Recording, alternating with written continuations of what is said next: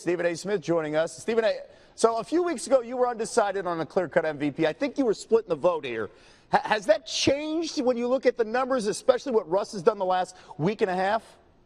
I would say slightly, because we can't deny what we've seen from Russell Westbrook. A few weeks ago, I said an MVP trophy takes place, it had damn well better have James Harden's name on that trophy. Now I feel the same way about Russell Westbrook. And so it's really, really tough when you think about Russell Westbrook. He's made history with 42 triple-doubles on the season, averaging a triple-double, only the second player in NBA history to do it other than Oscar Robertson when he did it in 1962. All those things matter, but I feel sick to my stomach at the thought of taking it away from James Harden, who's averaging 5 less shots per game, who has taken almost 400 less shots than Russell Westbrook. Consider that when Allen Iverson captured the MVP award in 2001, he took 1,940 shots. Russell Westbrook is at 1,931. James Harden is at 1,511. And still in all, he's averaging 29, 11, and 8. He's leading the league in assists. He's set an NBA record. He's got about 63 double-doubles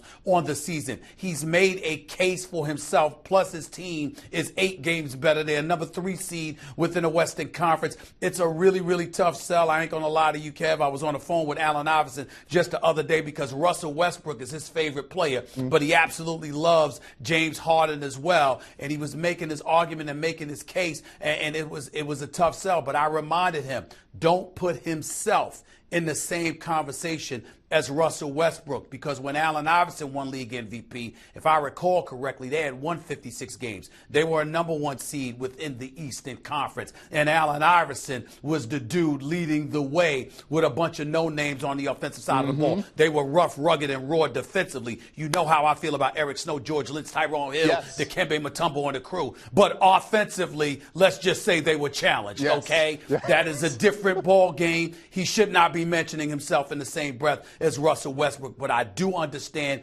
is that tough of a call for me right now. It really is. Their second best option on that team was Aaron McKee back then. It was a bunch of rough guys around, and Allen doing the work offensively. All right, you know what?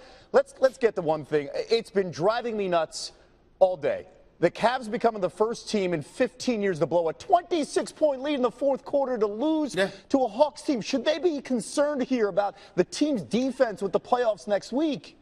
Well, they need to be concerned about their defense, but they don't need to be concerned about the opposition, because the opposition within the Eastern Conference is not going to get in their way. A matter of fact, if you're the Boston Celtics, if you're the Washington Wizards, who, by the way, have just blown it for me, because remember, I had them going to the Eastern Conference Finals and losing to the Cavs. I didn't realize they were going to face the Cavs in the semifinals because they blow up having a top 2 or 3 seed. But that's the state of the Washington Wizards right now. Then you've got the Toronto Raptors with Kyle Lowry having returned with the acquisition of Serge Ibaka. They certainly have upgraded. But in the end, the Cleveland Cavaliers have LeBron James. They have Kyrie Irving. And the combination of those two are going to be more than enough to get it done. Do you have some defensive liabilities right now? Sure. Do you need to be on your game and get a bit more consistent? Absolutely. But I think that this 26-point blown lead by the Cavaliers yesterday afternoon is creating dire circumstances for the rest of the Eastern Conference, because now you've had something that has awakened you, that has put you on your heels and said to you, excuse me, we need to raise up and get ourselves together. This is embarrassing. We had no business losing like this.